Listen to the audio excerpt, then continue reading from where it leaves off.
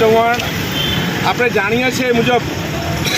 7 તારીખના રોજ જે 22/4ના દિવસ જે ઘટના ઘટવા પામેલી અને એની અંદર ખાસ કરીને આપણા નિર્દોષ 26 ભારતીય નાગરિકોની જે કરપીણ હત્યા કરવામાં આવી આતંકવાદી સંગઠનો દ્વારા, અને એને લઈ રાતના 1:30 વાગે 7મી મેના દિવસે આપણી ભારતીય સેના દ્વારા પાકિસ્તાનની અંદર જઈ અને 9 જેટલા આતંકવાદી જે સંગઠનોના જે મેન કેમ્પ સેન્ટરો હતા એને ઉડાવી દેવામાં આવ્યા છે. ત્યારથી માંડીને આજ દિન સુધી જેને કહેવાય કે ભારતીય સેના મુંહતોડ જવાબ